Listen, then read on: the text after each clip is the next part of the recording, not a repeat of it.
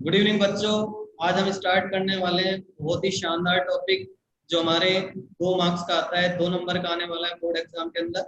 और वो है हमारा पद परिचय का टॉपिक। ठीक है, पद परिचय के बारे में हम पढ़ेंगे। ठीक है, कि पद परिचय क्या होता है, पद परिचय से किस टाइप के सवाल आते हैं। ठीक है, उनको हम किस प्रकार से हल करें वो सब हम जानने वाले हैं।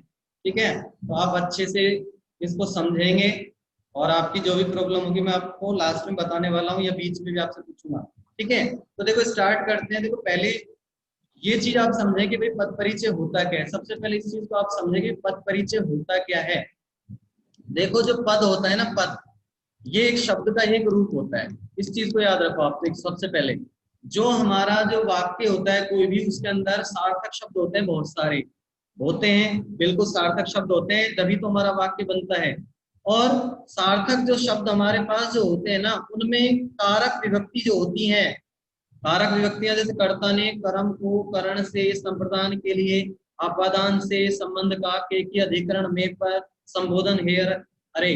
तो ये जो हमारे जो कारक चिन्ह होते हैं ना, ये शब्दों के साथ यूज में आते हैं, प्रयोग में आते हैं। तो जब ये यूज में आते हैं ना, उसके साथ वो पद बन जाता है। क्या बन जाता है? पद बन जाता है वो। तो यहाँ पर हम आवाज इसको, कट रही है। क्या हो गया? तो देखो हम बात कर रहे हैं कि पद और शब्द समान होते हैं। वाक्य में जो शब्द होते हैं ना, वही पद कहलाते हैं जब उनके साथ व्यक्ति चिन्हों का प्रयोग करते हैं। तो ये चीज आपको समझ में आ जानी चाहिए, यानी कि हम किनका परिचय दे रहे हैं। एक प्रकार से हम शब्दों का ही परिचय दे रहे हैं। एक प्रकार से जो पद है वो शब्द है, हम उनका ही परिचय तो दे रहे हैं, उनका इंट्रोडक्शन कर रहे हैं। ठीक है, और एग्जाम के अंदर, बोर्ड के अंदर ये 2 मार्क्स का आता है, ध्यान रखना। और वो 2 मार्क्स हमारे लिए बहुत आसान होते हैं, आसानी से हम उसको प्राप्त कर सकते हैं अगर करना चाहें तो। ठीक है, वो हमारे ऊपर डिपेंड करता है। ठीक है, आप अच्छे से इसको समझें। ठीक है, और आसानी से 2 मार्क्स आपको मिलने वाले हैं, और गारंटी दे रहा हूँ मैं आपसे, वो छूटेंगे भी नहीं। ठीक है, लेकिन आपको ध्यान अच्छे से देना होगा, इस चीज को आपको अच्छे से समझना है। तो देखो पद परिचय की बात करते हैं। तो देखो सबसे पहले जो पद परिचय होता है वो होता किसके अंदर है, ये चीज हमें आनी चाहिए। पद परिचय किन किन जो ग्रामर के टॉपिक है उनके अंदर पाया जाता है, उनके अंदर से हम पद परिचय निकालते हैं, उनका इंट्रोडक्शन करते हैं। वो कौन कौन से होते हैं?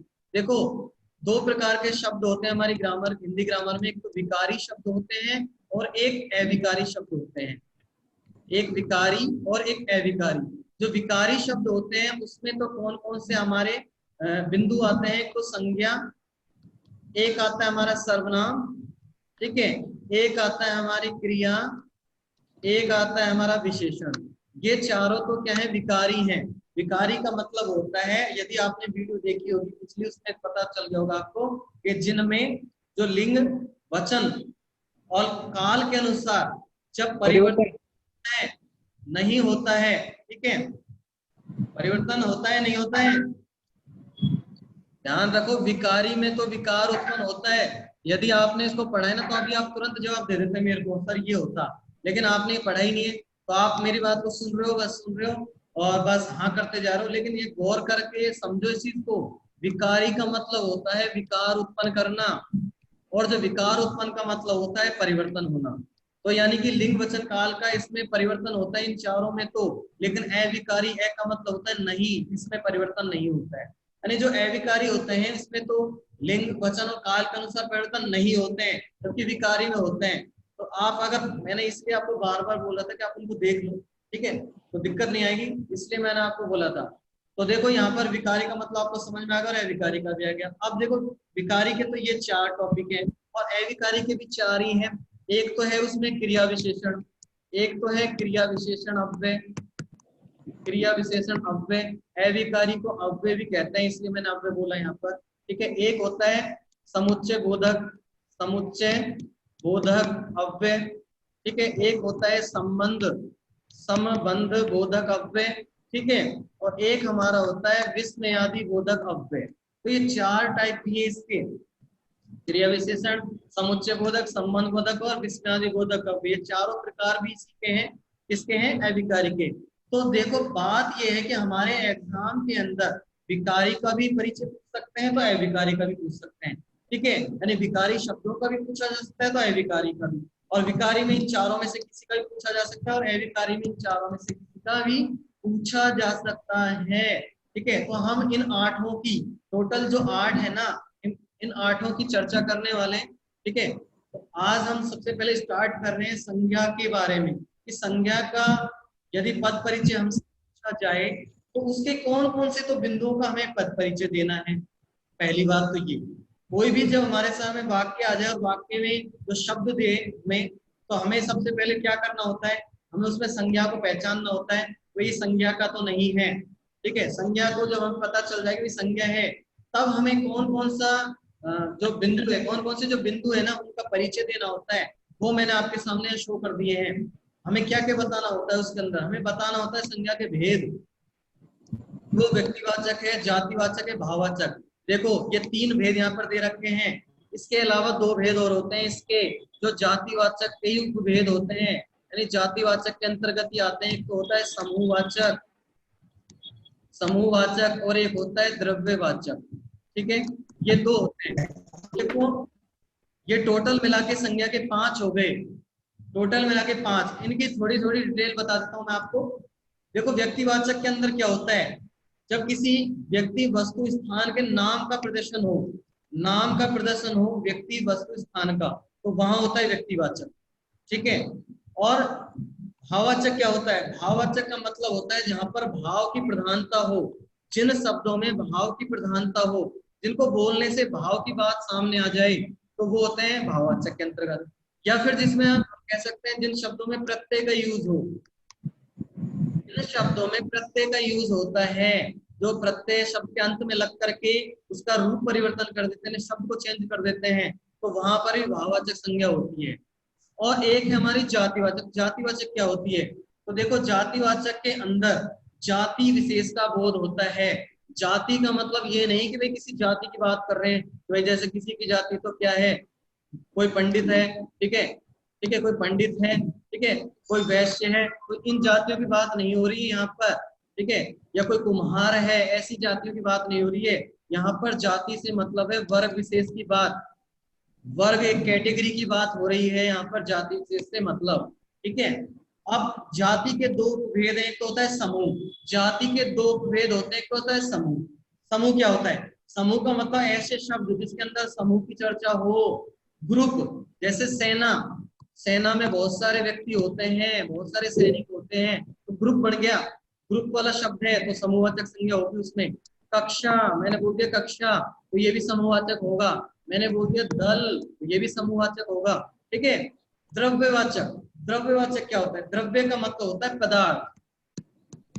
देखो द्रव्य का मतलब द्रव नहीं है, ध्यान रखना, द्रव्य का मतलब द्रव नहीं होता, द्रव का मतलब तो होता है तरल पदार्थ। ठीक है, लेकिन यहाँ पर द्रव्य है वो, ठीक है, यहाँ पर वो द्रव्य है और उसका मतलब होता है पदार्थ। और पदार्थ में तरल पदार्थ भी आते हैं और ठोस पदार्थ भी आते हैं, ठीक है, और गैसीय पदार्थ भी आते हैं, तीनों ही आ जाएंगे। ठीक है, ठोस, द्रव और गैस तीनों ही पदार्थ आ जाते हैं द्रव्य के अंदर। ये चीज हमें समझ में आनी चाहिए। ठीक है, एग्जाम्पल की अगर हम बात करें कि भाई द्रव्यवाचक के एग्जाम्पल कैसे होते हैं, तो मैं आपको बता देता हूँ। देखो जैसे मैंने ये लिख दिया, यहाँ पर लिख दिया मैंने ऑक्सीजन, मैंने लिख दिया ऑक्सीजन। इस शब्द को हम बताएं कि कौन सी संज्ञा है, इसमें तो द्रव्यवाचक है क्योंकि ये गैसीय पदार्थ है। ठीक है, मैंने लिख दिया दूध, दूध में कौन सी संज्ञा, द्रव्यवाचक है। ठीक है, मैंने लिख दिया यहाँ पर सोना, सोना क्या है, द्रव्यवाचक है। मैंने कह दिया मिट्टी, तो ये भी द्रव्यवाचक है। तो ये चीज आपको समझ में आनी चाहिए। क्लियर है सभी को? Yes sir. ठीक है, उसके बाद देखो संज्ञा के भेदों की बात कर ली, अब लिंग की बात करेंगे। लिंग क्या होता है, लिंग के ये आपको मैंने बता दिया था, मैंने आपको बोल भी दिया था कि आप वीडियो में देख लेना, बहुत अच्छे से समझाया मैंने वहां पर। ठीक है, कि लिंग के कैसे भेद होते हैं और उनके कैसे लिंगों को किस प्रकार से बनाते हैं, पुल्लिंग कैसे बनाते हैं, स्त्रीलिंग कैसे बनाते हैं, ये मैंने आपको बता रखा है उस वीडियो के अंदर। ठीक है, तो देखो लिंग के बारे में थोड़ी सी चर्चा मैं कर लेता हूँ। लिंग क्या होते हैं, लिंग के 2 टाइप होते हैं, ये बात आप बचपन से सीख रहे हो। एक तो होता है पुल्लिंग, ठीक है, और एक होता है स्त्रीलिंग। नपुंसक लिंग नहीं होता है, वो स्त्रीलिंग और पुल्लिंग के अलावा नपुंसक लिंग जो होता है ना, वो संस्कृत में होता है, हिंदी में नहीं होता है। हिंदी में 2 ही लिंग होते हैं। ठीक है, अब आपको हल कैसे करना है इसको, देखो हल ऐसे करना है कि जो भी संज्ञा का जो भी शब्द दिया होगा ना, उसमें आपको ये देखना है कि भाई इसमें कौन सी लिंग है, ये पुल्लिंग को प्रदर्शन कर रहा है या फिर स्त्रीलिंग का प्रदर्शन कर रहा है, उसको पहचान करनी है आपको, गौर करना है, एहसास से पहचान कर सकते हो आप, एहसास से भी पहचान कर सकते, महसूस करके भी कर सकते हो। ठीक है, शब्द पर गौर करके, उस पर भाव देख करके पहचान कर सकते हैं भाई किसकी बात हो रही है या लिंग कौन सा है। क्लियर है सभी को? Yes. Yes sir. Yes sir. उसके बाद देखो अब बात करते हैं वचन। वचन की बात कर रहा हूं मैं। वचन कितने होते हैं? दो ही होते हैं, एक वचन और बहुवचन। एक वचन और बहुवचन जान बहुत अच्छे से जानते हो। ठीक है, द्विवचन नहीं होता है, वो संस्कृत में होता है। हिंदी में दो ही वचन होते हैं और दो ही लिंग होती है। ठीक है, अब एक वचन तो तुम जान ही जाओगे कि भाई एक व्यक्ति की, वस्तु की या एक स्थान की अगर बात करें तो एक वचन, और बहुत सारों की अगर बात करते हैं तो बहुवचन। लेकिन कुछ, यदि आपने वीडियो देखी है तो आपको पता चल गया होगा, कुछ शब्द ऐसे होते हैं जो हमेशा फिक्स होते हैं कि बहुवचन होते हैं। जैसे हस्ताक्षर, एक शब्द लिख रहा हूं मैं, हस्ताक्षर। ठीक है, ये अगर एग्जाम्पल के तौर पर हमारे सामने आ जाए और हमसे पूछा जाए कि भाई इसमें लिंग बता दो आप, सॉरी वचन बता दो इसमें आप, तो आप इसमें वचन कहां से बताओगे? आप सोचोगे हस्ताक्षर तो एक होता है, यस या नो, यही कहोगे ना। हस्ताक्षर में कौन सा वचन है? एक वचन बोलोगे ना आप। बहुवचन सर, बहुवचन। सर ध्यान रखना, हस्ताक्षर से मतलब है बहुवचन, यानी कि हस्ताक्षर किसी एक के लिए नहीं है, बहुत सारे के लिए है। हाँ, तो ये हस्ताक्षर बहुवचन में जाएगा। आंसू, एक शब्द मैंने लिख दिया आंसू, आंसू में भी क्या है? बहुवचन। क्लियर है सभी को? Yes sir. Yes sir. और बहुत सारे शब्द हैं, आप वीडियो में से नोट कर लेना, पूरी वीडियो नहीं भी देख पाओ तो स्क्रीनशॉट ले लेना उसका और उसको नोट डाउन कर लेना कि भाई एक वचन के कौन से वर्ड्स होते हैं और बहुवचन के कौन से वर्ड्स होते हैं जो फिक्स हैं, उनमें कोई परिवर्तन नहीं होता। क्लियर है? क्लियर है? यस या no? Yes sir. Yes sir. Yes sir. अब इसके बाद देखो बात करते हैं कारक की। भाई कारक क्या होते हैं? कारक मैंने तुमको भी बताया था कि कर्ता ने, कारक 8 प्रकार के होते हैं। कर्ता ने कर्म को, 10th क्लास में पढ़े होंगे आपने, कर्ता ने कर्म को करण से या के द्वारा, ठीक है, कर्ता ने कर्म को करण से संप्रदान के लिए, संप्रदान के लिए, ठीक है, उसके बाद यहां लिख देता हूं आपादान से, आपादान से संबंध, संबंध का के की रा रे री ना ने नी, ठीक है, और एक होता है अधिकरण, इसका चिन्ह होता है मेल पर, और एक होता है संबोधन और इसका चिन्ह होता है हे अरे ओ। ठीक है, तो ये 8 प्रकार होते हैं कारक के। अब हमें जब पद परिचय में, संज्ञा का पद परिचय जब हम देते हैं ना, तो हमें कारक भी बताना पड़ता है उसमें। अब कारक कैसे पता करेंगे हम? अगर आपने कारक का वीडियो देखा तो आपको पता चल जाएगा, नहीं तो आप नहीं समझ पाओगे उसको, इसलिए चलो मैं थोड़ा सा बता देता हूँ, बाकी आप देख लेना वीडियो में। कर्ता कारक क्या होता है? कर्ता कारक वो होता है जो काम को करेगा, जो सेंटेंस में काम कर रहा है ना वही कर्ता कारक होगा, जिसके द्वारा क्रिया की जा रही है। ठीक है, कर्म क्या होता है? कर्म वो होता है कर्ता के द्वारा जो काम किया जा रहा है ना, जो वर्क किया जा रहा है वो कर्म होगा। ठीक है, करण क्या होता है? करण का मतलब होता है साधन। कर्ता या व्यक्ति जो भी काम कर रहा है वो जिस साधन के द्वारा कर रहा है ना, वो होता है करण कारक। संप्रदान, संप्रदान का मतलब होता है जो कर्ता होता है वो जिस दूसरे व्यक्ति के लिए काम करता है ना, वो होता है संप्रदान। ठीक है, और अपादान, अपादान का मतलब होता है वस्तु का अलग होना, एक वस्तु दूसरी वस्तु से अलग होती है तो अपादान होता है। ठीक है, जैसे पेड़ से पत्ता गिर गया तो पेड़ से पत्ता अलग हो रहा है, पेड़ से पत्ता क्या हो रहा है? अलग हो रहा है, तो वो क्या होता है? हमारा अपादान होता है। ठीक है, तो हमें उसकी पहचान करनी होगी। संबंध, संबंध का मतलब जब संज्ञा सर्वनाम जो होते हैं उनका अन्य जो भी वाक्य में शब्द होते हैं उनसे जब संबंध बताते हैं ना, जो भी वर्ड्स बताएंगे का के की रा रे री और ना ने नी वाले, तो वो हमारे किस में आते हैं? वो हमारे संबंध कारक में आते हैं। अधिकरण का मतलब क्या होता है? आधार बताना।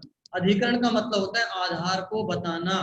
ठीक है, आधार को बताया जाता है अधिकरण के अंदर। ठीक है, तो देखो, और संबोधन का मतलब आप जानते हो, इसमें संबोधित किया जाता है एक व्यक्ति के द्वारा दूसरे व्यक्ति को। ठीक है, कि अरे क्या कर रहे हो, हे क्या कर रहे हो, हे राम ये हो गया। ऐसे वर्ड्स यहाँ पर आएंगे वो संबोधन कारक के होते हैं। तो कारक के अंदर हमें इस प्रकार से परिचय देना होगा। क्लियर है सभी को यहाँ तक?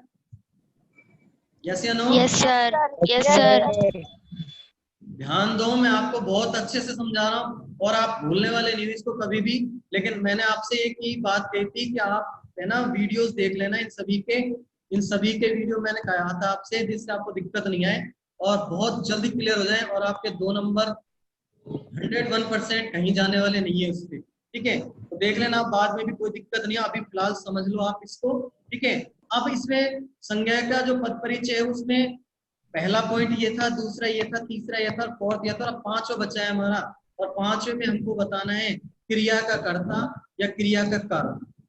हमें आंसर देना है कि क्रिया का कर्ता कौन है, क्रिया कौन सी है।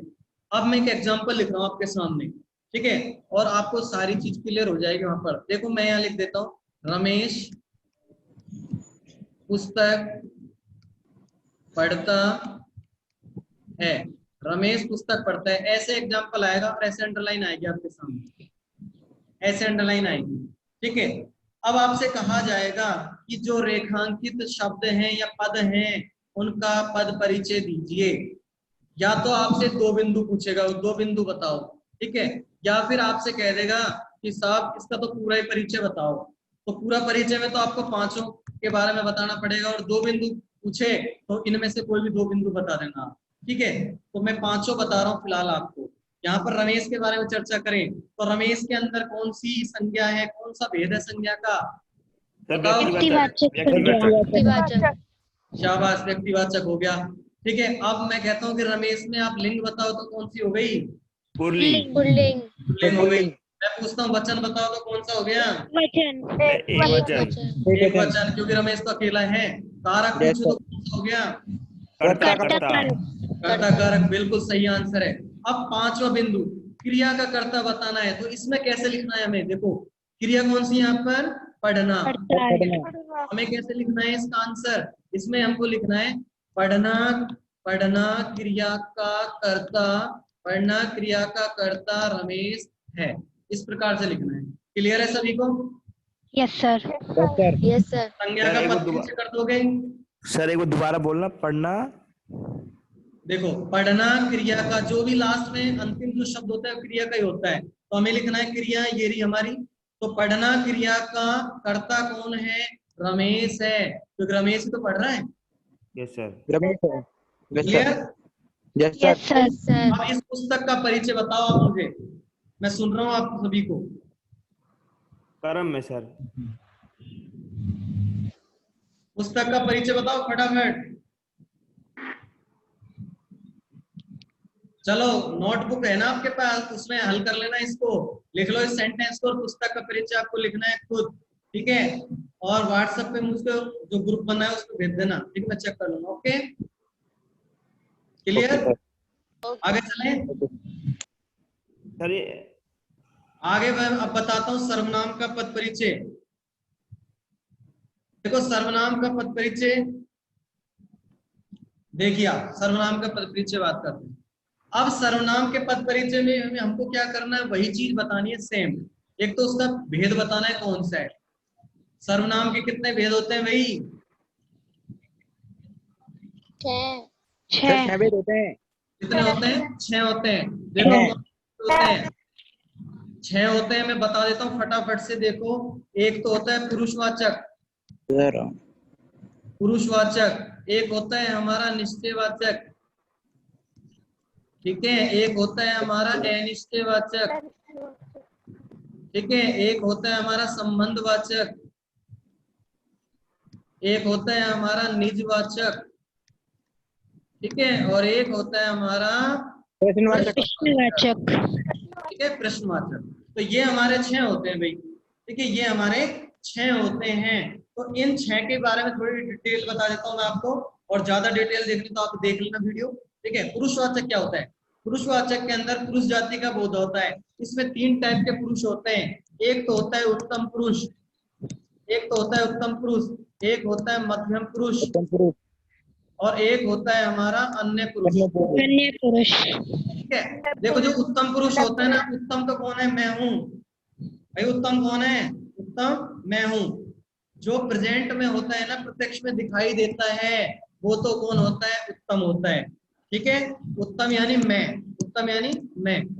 ठीक है, और मध्यम कौन है? मध्यम यानी आप लोग, यानी तुम, यानी सामने जो व्यक्ति के मौजूद है, मेरे सामने आप लोग मौजूद हो, तो मध्यम कौन हो? आप। इसको हम कह सकते हैं तुम या आप।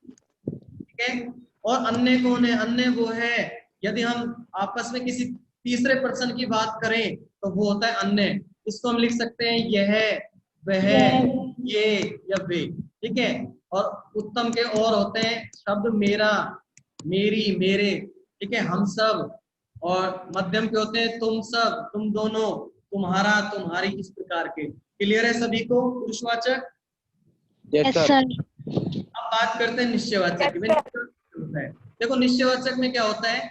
निश्चयवाचक के अंदर जो संज्ञा होती है, निश्चयवाचक के अंदर जो संज्ञा होती है ना, उस संज्ञा का एक संकेत स्पष्ट किया जाता है। संज्ञा का संकेत स्पष्ट किया जाता है, और इसके शब्द भी होते हैं यह, वह और ये और वे। इसके शब्द भी यही होते हैं, यह, वह और ये और वे इसके शब्द होते हैं। क्लियर है? Yes sir. Yes sir. उसके बाद आता है हमारा अनिश्चयवाचक भी। अनिश्चयवाचक का मतलब हमें किसी का पता ही नहीं है, अनिश्चितता है यहाँ पर। ठीक है, अनिश्चितता की बात होती है तो अनिश्चयवाचक होगा।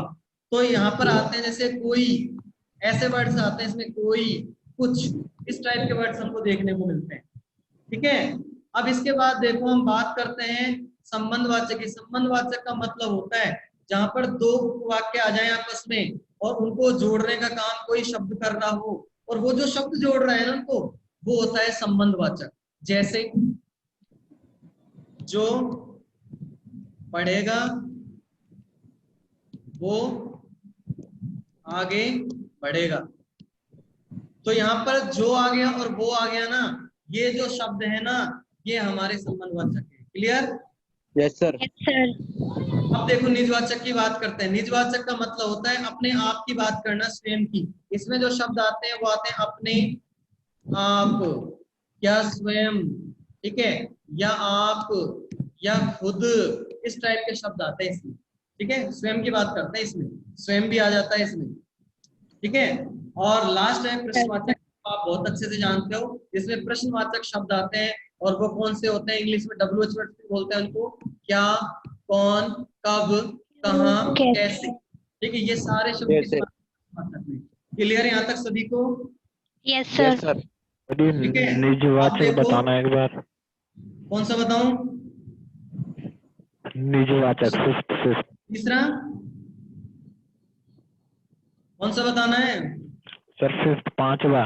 पांचवा। देखो निजवाचक का निजवाचक। मतलब होता है जिसमें स्वयं की चर्चा हो, स्वयं की बात हो, खुद की बात की जाए। इसमें कौन कौन से शब्द आते हैं? इसमें आते हैं आप, और अपने आप, खुद, स्वयं, इस टाइप के शब्द आते हैं इसमें। ठीक है, अभी इसको है ना एक बार अच्छे से आप देख लो, समझ लो। ठीक है, और आपको जाना नहीं है, 2 मिनट का टाइम ले रहा हूं मैं आपसे। ओके? Okay sir. ठीक है, जाना नहीं है। हाँ बोले आप। देखो निश्चयवाचक में क्या होता है? निश्चयवाचक का मतलब होता है जो भी वाक्य होगा ना उसके अंदर निश्चित संकेत किया जाता है। जैसे मैं एक एग्जांपल लिख के बता रहा हूं आपको।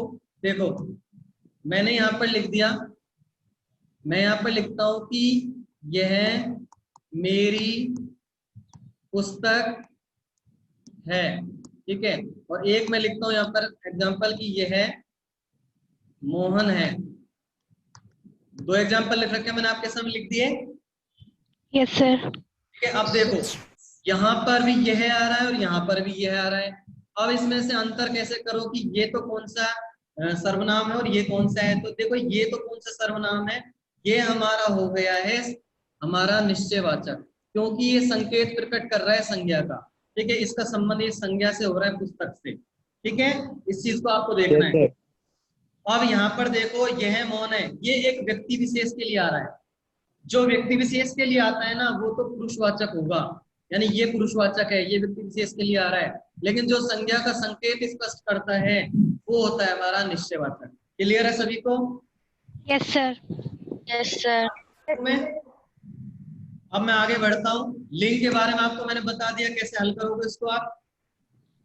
वचन के बारे में मैंने आपको बता दिया, ठीक है? अरे हाँ या ना? Yes, sir. Sir.